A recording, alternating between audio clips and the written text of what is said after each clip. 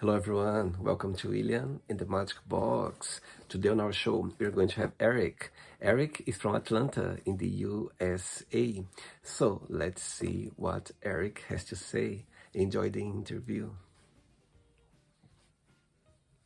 So, hello, Eric. How are you? Hi, good. How you doing? Very well. Thanks so much for taking the time this evening for the, I mean, Yeah. the day for you, evening for me. Sure. Yeah, of course. Thanks for making it work. I'm excited. So, tell me, how's your day going so far?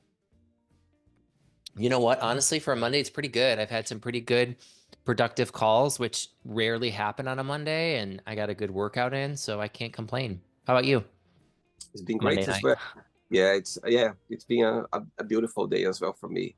Good. Um, so tell me, what was the highlight of your weekend just past now? Highlight of my week, it was my birthday on Saturday, so that was probably my highlight. Oh, happy birthday! Oh my Thank God! you. So tell me, how Yeah, was the celebration?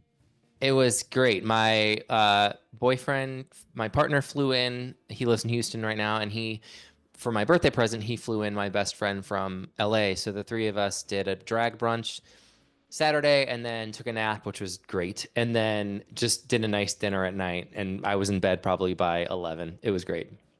You like celebrating birthdays? This year, yes. I turned 39 and I was really excited about it. For some reason, 38 I wasn't excited about. I don't know why. 38 just felt different. It was the first number where I didn't feel young for some silly reason, but now I'm excited about 39. So I think it's all arbitrary. And where are you from, Eric? Originally, I'm from outside Chicago, so I'm from Illinois. Okay. Moved to LA for 8 years and then moved here to Atlanta about 8 or 9 months ago. And why Atlanta? Yeah, so I was in LA for a while and I liked it, but it's so expensive. It's hard to build community. I think it's hard to it's easy to meet cool people. I think it's hard to sustain intimate relationships with more than one person. Okay. And I just felt lonely. I felt like I didn't have, even though I was meeting cool people and I had some friends, it was hard to sustain those relationships. And it's so expensive. So I just was miserable, you know? Also, my parents left Chicago and retired in Florida. And Florida from LA is like just could not, it's so far. Hmm. So I wanted to be closer to my family. So now we're about 5 hour drive, which is a lot closer than two planes and three time zones. And I'm an actor, and I'm getting probably, and I'm not exaggerating, probably about 10 times more auditions here than I was in LA. So I'm getting a lot more work here. As far as my clients as a life coach, everything's online anyway. It's interesting saying that because people they have this stigma that LA is the place for it. Acting or singing. The these business words. And actually, funny enough, I had a lovely man on the show a while ago from Atlanta, and he said that there are a lot of work there. In this business as well. You can find a lot of auditions. There's a lot of things happening there in Atlanta. Yeah, I feel as if LA is just so overly saturated with actors. Hmm. Additionally, they're just losing out on work over and over. I mean, LA actors can't catch a break. First, we had COVID, and out, because it was such a big city, LA was hit hard with that. And then we had the strike, the SAG-AFTRA strike, the union strike, and then now the fires. It's like it's just one thing after the next. But I mean, yeah, I've been here 8 months, and I think I've gotten maybe 20 auditions so far. So it's just like it's already feeling like I'm revitalizing that dream of acting again. And since you moved there, have you been there before or not? Was completely new for you? No, it was new. I came to visit once, so I hadn't been happy in LA for about 3 years, honestly. And again, I was there totally of 8. And I thought, well, it's a place where I'm meant to be.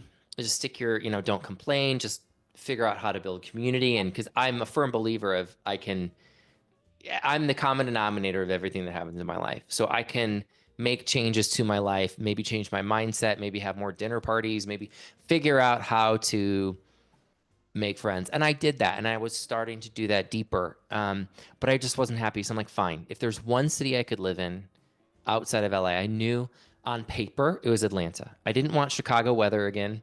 Um, I love the thought of being closer to my family. I need an acting community, a gay community. Atlanta's the only place in the United States outside of LA that has all of those things.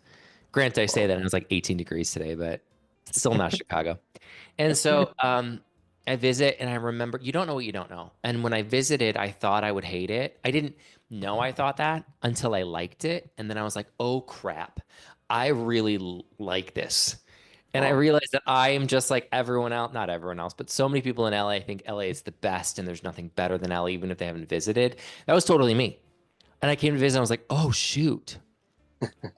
It would have been so much easier if I hated it. So I could have gone back and be like, see, you tried. Now you got to make this work. But because I Amazing. loved it, I was like, all of those not enough perfectionist thoughts come in. You're too old to move. You're too tired. You don't have enough money. You're whatever, right? But I'm the kind of person like when I know, I know. I can't ignore it, you know? Wow. So I visited once, fell in love with it. 6 months later, I moved. Amazing. So tell me a little bit more about your journey as a life coach, how everything started.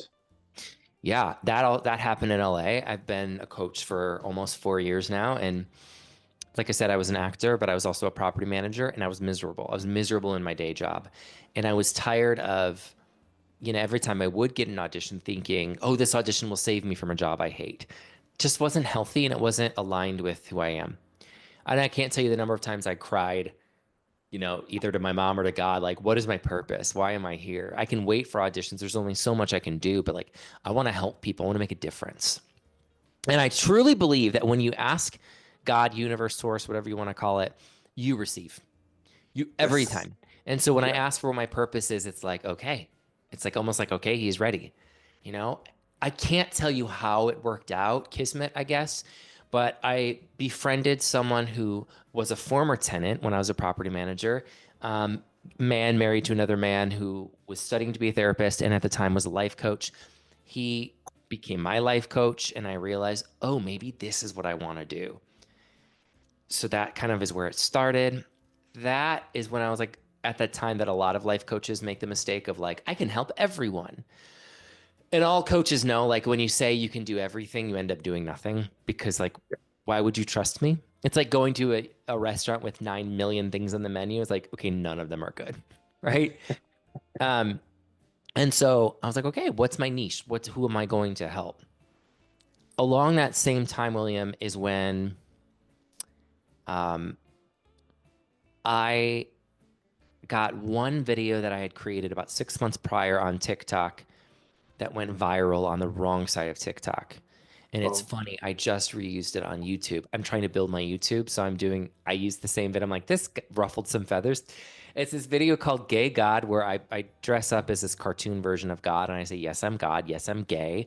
Because as I said in the autobiography, the Bible, you are made in the image and likeness of me. So if you're gay, of course I'm gay.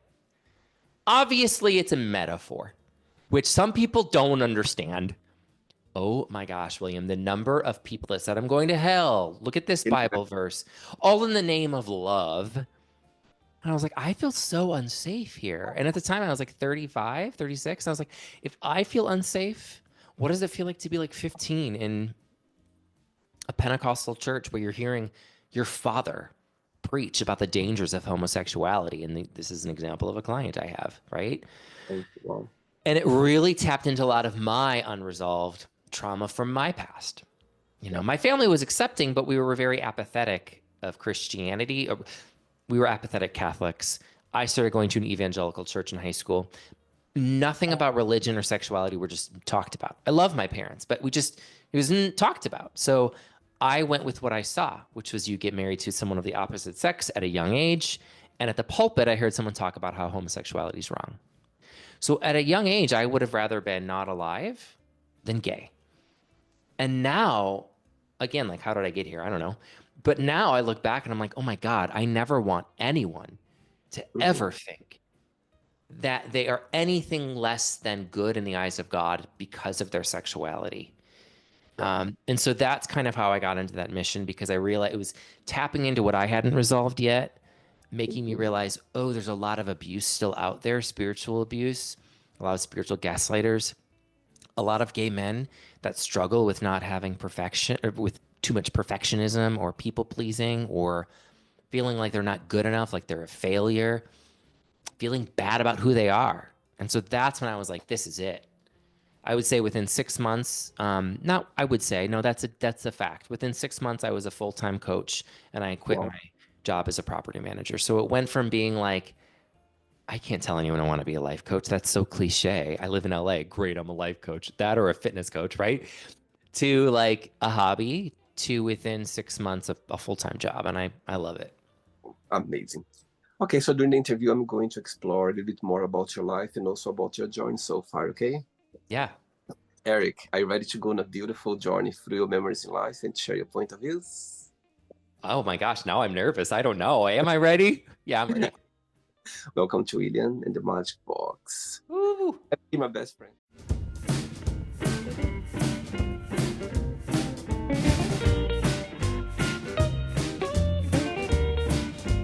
Full of random questions, okay? I'm just gonna play a song this first to relax before the first question, okay? Great. Let's do it. Right, before we start the game, during the journey, if it comes up a question that you don't want to talk about, you don't want to answer, always can change, okay? No problem. First question is, who is the most influential person in your life? My mother. Mhm. Yeah. She's my biggest ally. She, to me, the most important foundation of an ally is someone who is compassionately curious, and she's always been curious about my life.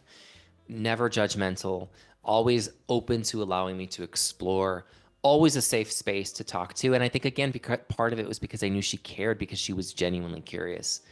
And Mhm. that's enough really as a kid. So like I said, yeah, we didn't really know much. We didn't know any gay people growing up. But as soon as my mom found out that I was different than the other kids, I wasn't a kid anymore, I was an adult. Immediately, she got the books. She asked me questions. She listened Wow. to podcasts because that's just the way she is. And even before that, I knew she was the most welcoming person because she's such a giving and welcoming, yeah, individual. Would always welcome my friends into our house, no matter who they were. So absolutely her. What's the biggest difference between both of you and the biggest similarity? What's the biggest difference and the biggest similarity between us? Yes. Yes, the biggest similarity, I think, is that we are both compassionate people. We really care about other people. The biggest difference is that I am such a big smartass and she's not.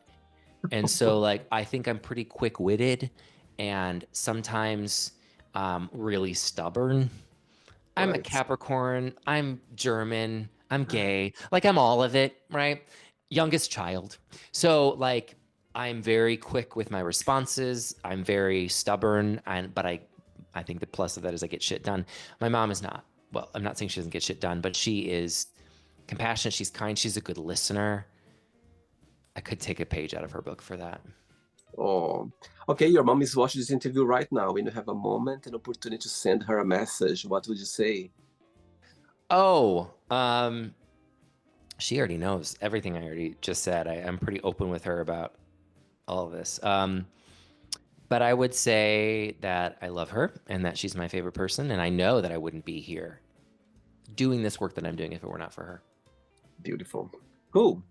Next question. Let's do it. I wish I could hear the music. I'm just moving like you are. Amazing. Next question is, what's the biggest prize you ever won? What's the biggest prize I've ever won? Yeah.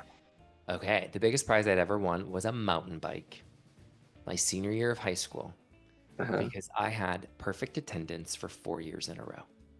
Oh, wow. Yeah, it's a big deal. And yes, I'm a big nerd, which means I was never late to a class and I never missed a day of school for 4 years in a row.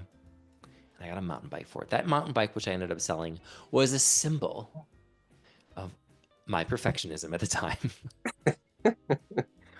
Saying that, what's the biggest joy of being Eric? What do you like the most about being you? Oh, what do I like the most about being me? I like that I am constantly learning. I think that I'm constantly open to what the lesson is.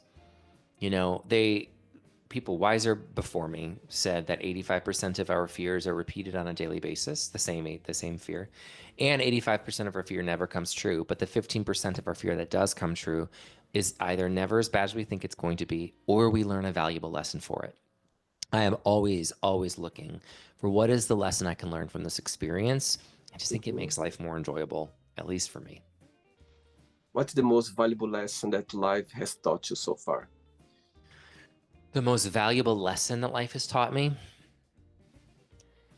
You know, if I'm going to have to pick what the most valuable lesson is, I'm going to change the question and reword it to say, what's the most valuable reminder you receive? Because to me, that which brings me the most value is something that I need reminding of all the time.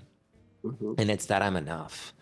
You know, I think that there's this voice that might tell me I'm not enough. I'm not good enough. I'm not successful enough, not rich enough, not having enough of an impact, not funny enough, not whatever enough. And it's easy to have that thought because we've been taught, so many of us at a young age, that it's true. And there are benefits to believing that thought because it keeps us safe in an inner shell.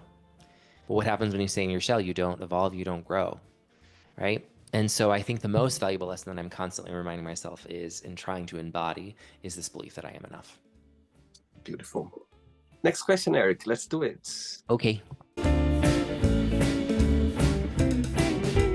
Okay, before the next question, you know, as an actor, tell me 3 names that you always be inspired by in the acting career or in this business.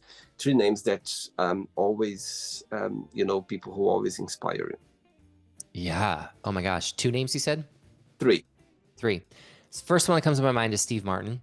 Okay. I just, since I was a kid, just love what a goober he is. I just think he's so funny. And I could name so many other comedians that I find funny. I think Tom Hanks falls in similar, different, but similar as far as comedy is concerned. Another one is Steve Carell. I mean, Steve Carell is so funny. If I could be like the gay version of Steve Carell, I want to be like Steve Carell meets James Dean. Like, I want to have the sex appeal of James Dean and be cool, calm, and collected like that. Like, I don't care, even though I really do. But I want to have the quick wit of Steve Carell. So yeah, Steve Carell, James Dean, Steve Martin. Right. So one day you're going to wake up in the morning and you have 3 missed calls from those 3 you just mentioned now. Which one you call back straight away? Which one you send a message saying, I'll call you back later? And the other one you don't call back, you don't send a message, you just go like, you know what? I can call him another day. This is like a harder version of Mary F. Kill. I would rather play that. Oh my gosh. Well, James Dean's dead, so that's helpful. Right, but let's see the history alive. Don't try to trick me. I would probably pick that up because, like, are you calling from heaven? I have so many questions, but that's not the point of the question. Let's say they're all still alive. Oh God, if I could talk to one of them right now, ooh, probably Steve Martin. No, Steve Carell. Probably Steve Carell, because I have a newfound love of improv, and him and Steve Martin did improv, but either way, I think Steve Carell is the one that I want to talk to right now. And then I would text Steve Martin, I'd call him back later. Amazing. Okay. Hard. Next question is, what's your morning ritual? My morning ritual. I was still thinking about that last question. Now I'm mourning the loss of James Dean. My morning ritual, I love this question. I wish that I could say I don't hit snooze, but I do. And I really, really, really need to get over that, because every night I go, I'm not going to hit snooze tomorrow. And it's literally the first time I betray myself is right in the morning by hitting snooze, but it is what it is. Hit snooze. Eventually I get up, and before 7, I'll get up. I do usually a 15-minute breath work. I'll journal for 5 minutes. This is after, like, I brush my teeth. Come on. I always drink a large glass of water before coffee. Amazing. Typically, I'll go to the gym or run, and then I'll drink my coffee. My goal is to try to wait to have my coffee till after the gym. Definitely before I drink water, though. That's a must. Do you consider yourself to be more of a morning or evening person? I think it's so funny. I was much more of a morning person on the West Coast. Like, when I lived in LA, I would get up at 6 a.m. most mornings, like not easily, but like it was much more of a routine. And I think that's in part because the way my business is structured, since it's all online and I have people across the country, that like I can take people at 8:30 Eastern time, that's 5:30 Pacific time, but here I'm working so much later. I just don't like it. So I'm Right. sleeping in later than I typically like. And I know this is cheating, but I'd say that I'm the best around this time. Like I'm the best middle of the day. Because Right. I don't stay up super late, but I love to sleep.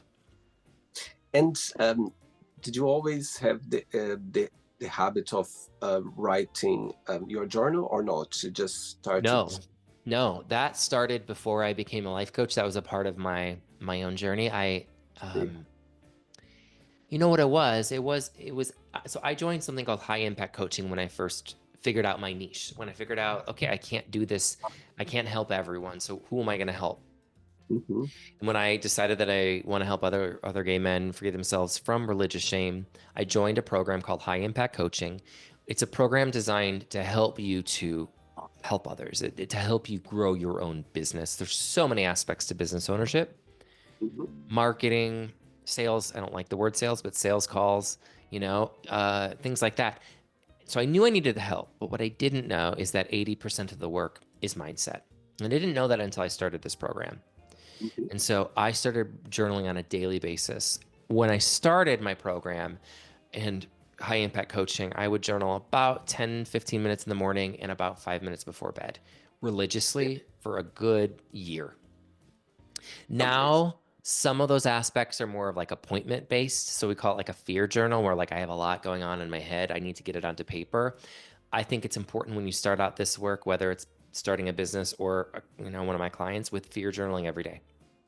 But That's then when great. you kind of get it out, it's more of like an appointment based. So that's dependent. But yeah, as far as the journaling, I would say 4 years ago I started, and Oh, wow. it's Wow. I always thought a lot of this stuff was woo woo. It's not.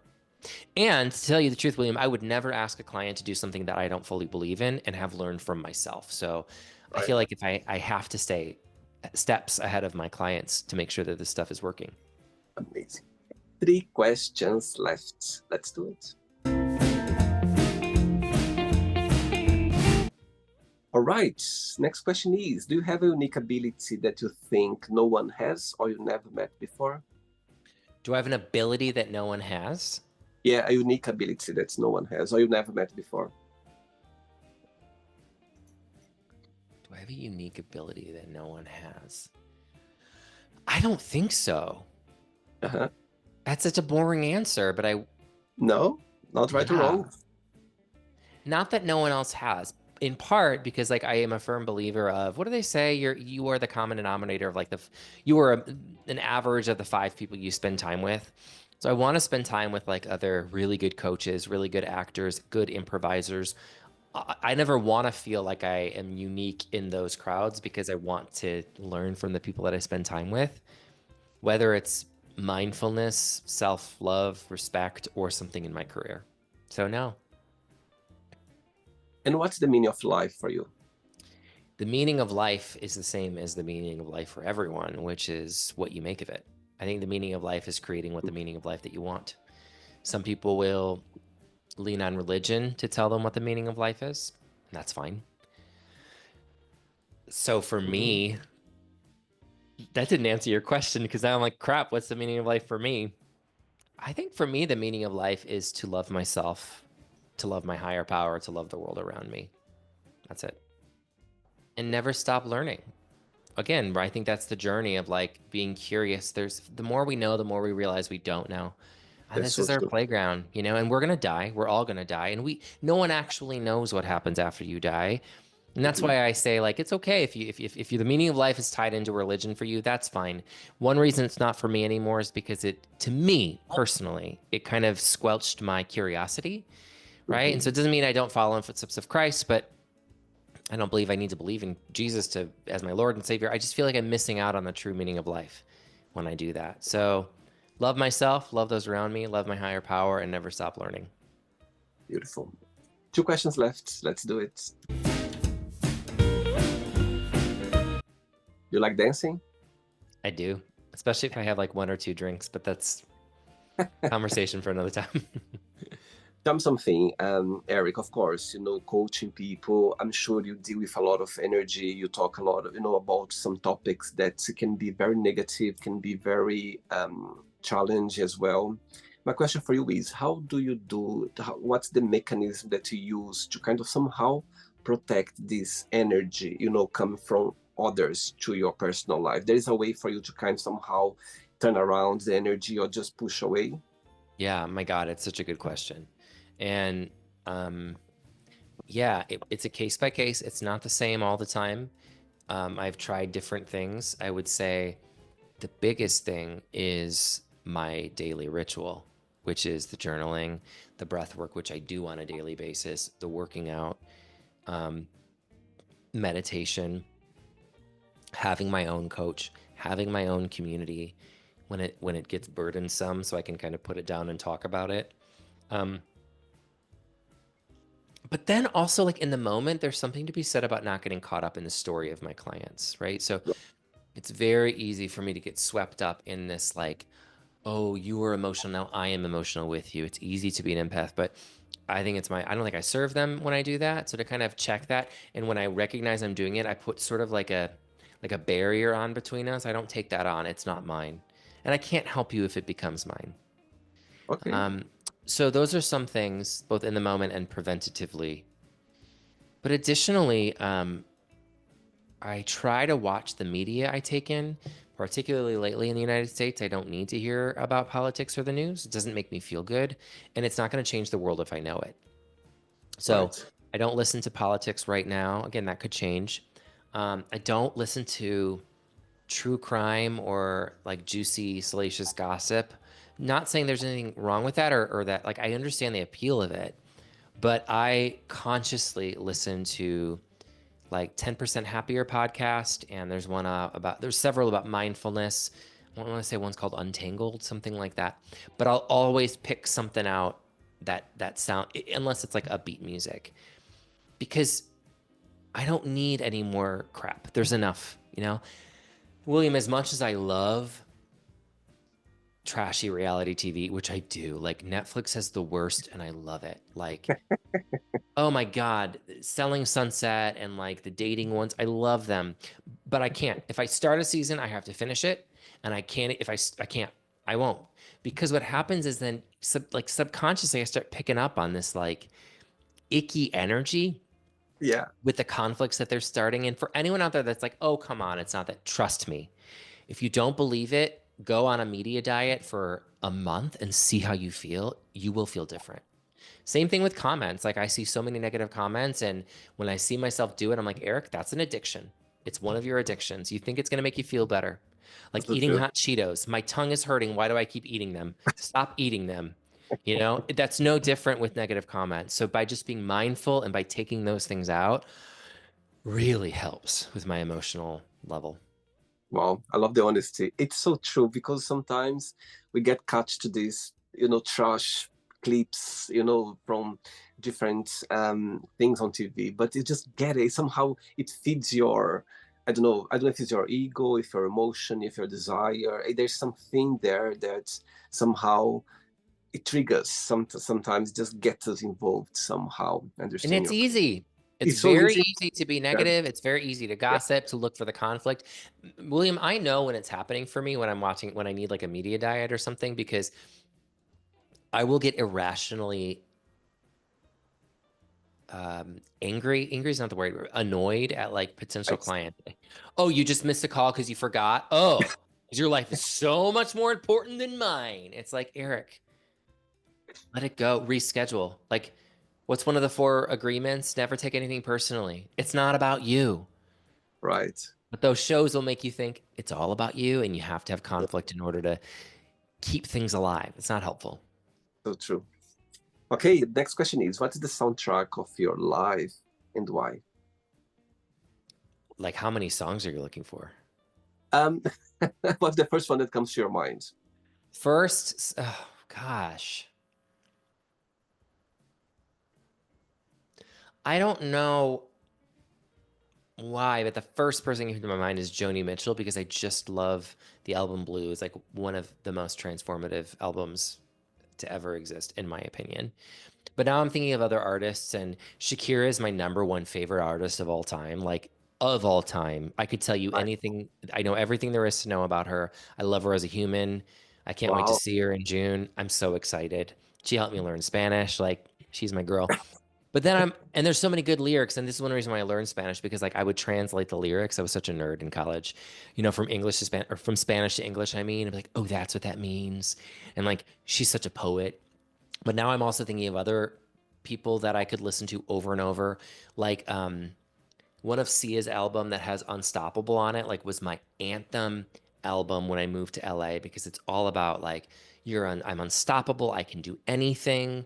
Total confidence boost. Now I'm thinking of Pink, who has so many great songs about building your confidence and feeling good about who you are. And now I'm thinking of Alanis Morissette, who like I'll listen to songs and I'm like, how did you just get in my brain and So write true. down exactly what I'm thinking? And so it's obvious to me that the album of my life is filled with strong female singers. Top three favorite songs of Shakira.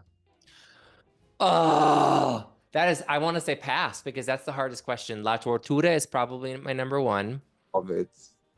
Did you I say love it. obviously? I love it. Love I it. said I love it. La Tortura is number one. No one knows. It's probably a terrible song to other people. No one knows this song, but it's called The Border.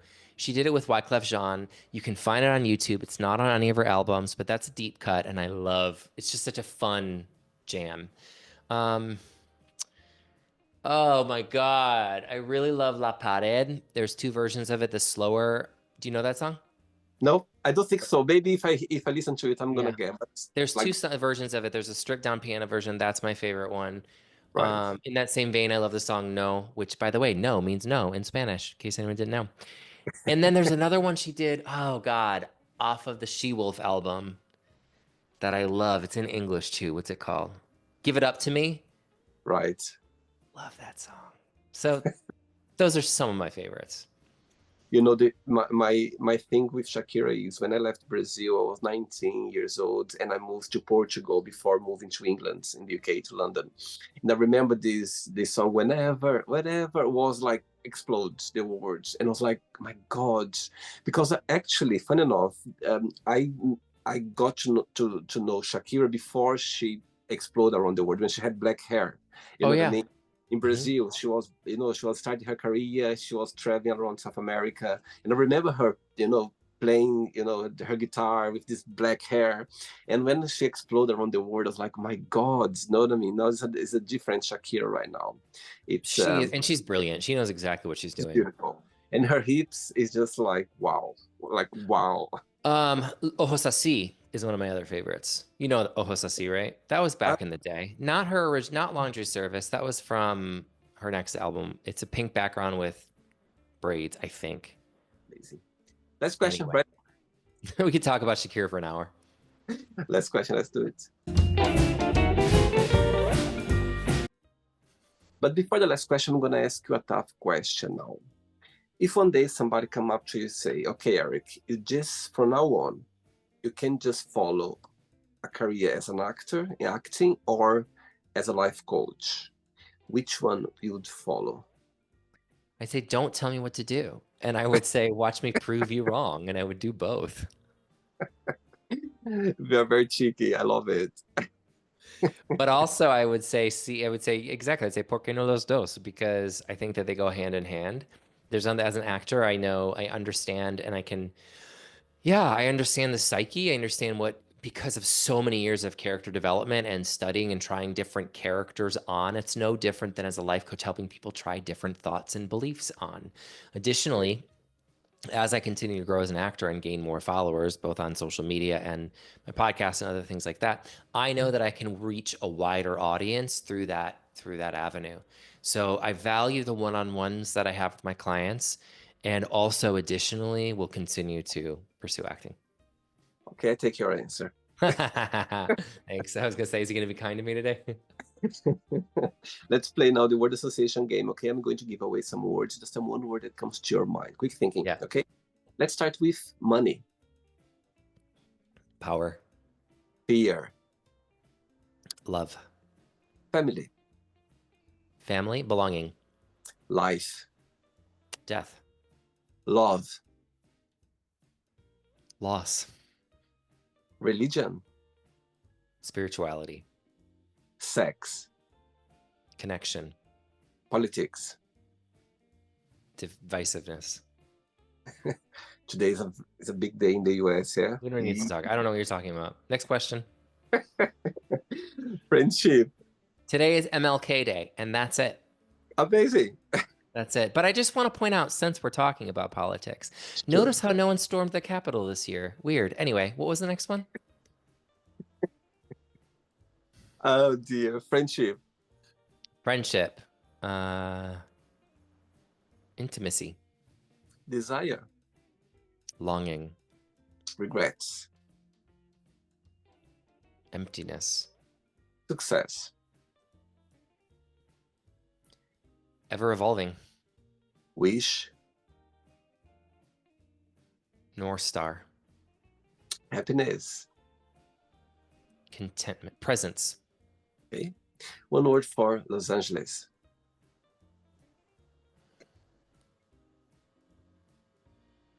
Community. One word for Atlanta. Community. One word for USA. Hurting. Actually, there was a phrase there in your in your Instagram that I made a note here. I'm going to read it. Just say one word for that. Breaking free from religious shame. One word. Purpose. Wow. One word for your podcast. Unbecoming. And the last one, one word for life coach. Guide. Amazing. Let's pretend I'm going to meet your partner for a coffee, and I'm going to ask him, define Eric in one positive and one negative word only, what he would say. Positive word and negative word.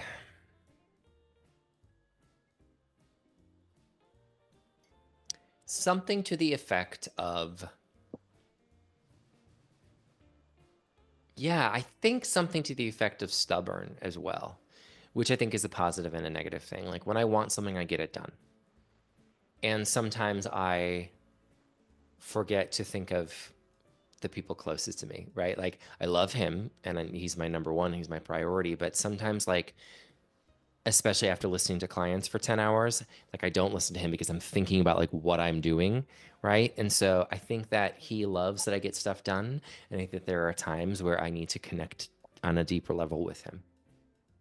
My sister is Capricorn, and the way you explain about your personality, I could see her talking, literally. Really? Oh my God. Yes, she's Capricorn, and now I'm just talking to you. I understand you saying that. Yeah. If that's the same question to your mom, would be the same answer? Yeah, it would. It might be something more about listening, not being the best listener. I hate advertising that because I'm a life coach, which is so funny because in our consultations, so many times I've had people say, God, you're such a good listener. Yeah, because I'm focused, because I'm working, right? Like I know how to turn it on, but sometimes, man, that there has to be an off switch. Wow. Let's play now, Eric, in the magic box, and you can ask me a question. All right. But before you ask me the question, back to the word association game, one word for Shakira. Shakira, meaning Yeah. Shakira. So hips. If not Shakira, then hips. Okay, you can ask me I a think question. one reason why I love her is the same thing. I think she's stubborn. I think she's feisty. I think she gets done. She knows what she's doing. Sassy. Yeah. And she's also a genius. She speaks at least 5 languages. Talk about lifelong learner. This is one thing I love about her. She's opened several schools, both in Colombia and Haiti. She's learned over 5 languages.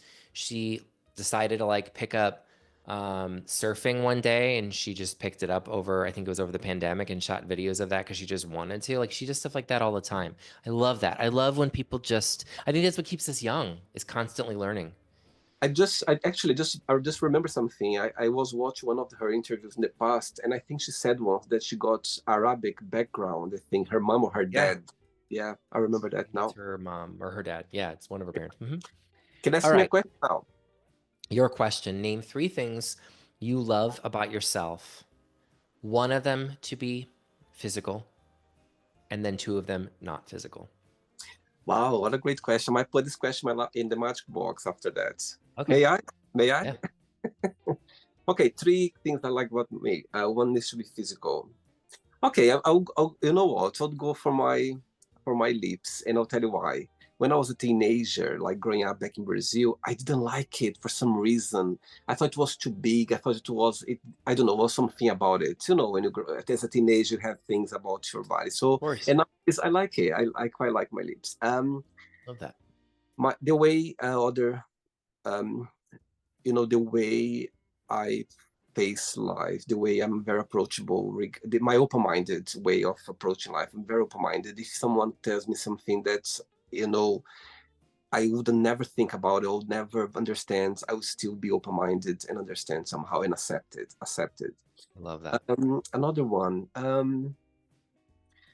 my willpower, you know what I mean? I think you have no idea, Eric. One day I'm gonna write a book how, I left Brazil when I was 19 years old. 1 month before, I didn't have the money to pay my plane ticket, didn't have the money to pay my rent, and I made it in 3 weeks time. So this willpower is something that's, is something that I've always been very connected with this word. So willpower, being approachable, understanding, and my lips.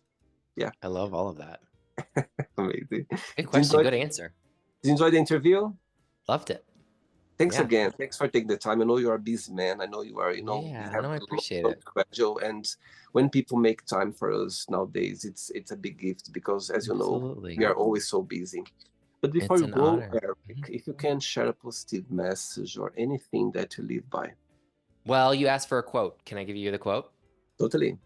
Okay, so I'm excited about this. I thought about this for a while, and it's just something that I cannot get out of my head. And it's something that happened not too long ago at the Golden Globes. This is when Demi Moore won for Best Actress for The Substance. I love it. I mean, I've watched her acceptance speech so many times. So she goes, in those moments when we don't think we're smart enough or pretty enough or skinny enough or successful enough or basically just not enough. I had a woman say to me, just know you will never be enough, but you can know the value of your worth if you just put down the measuring stick. And so today I celebrate this as a marker of my wholeness and of the love that is driving me and for the gift of doing something I love and being reminded that I do belong. I love this. And I think it's so universal. And to me, it leads into, the work I do. Like I said, I'm a life coach. I work with gay men, help them to free themselves from religious shame. But the number one thing I hear from men is that I don't belong. I don't belong in the gay community. I don't belong in the church. Like, no one will accept me as I am. And so hearing this quote about living a wholehearted life, that is so powerful.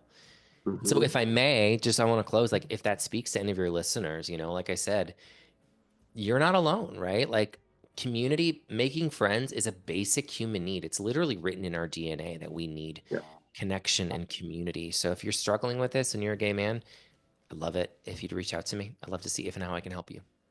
Beautiful. And what's the best way to get to you, Eric? So knowing that, I would say you can email me, eric@lifecoachingbyfeltus.com. And with that, just email me the word help that you wanted more information.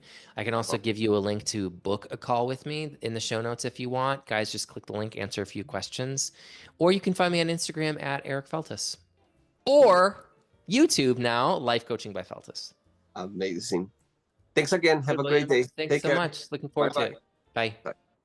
So, did you like the show? Don't forget to give a like, share it, and also don't forget to subscribe to the channel. And if you'd like to be part of the show as well, first, subscribe to our channel, and after that, just go to our website, www.williamandthemagicbox.com, and send us a request saying why you'd like to be part of the show. And I see you there. Bye-bye. See you next time.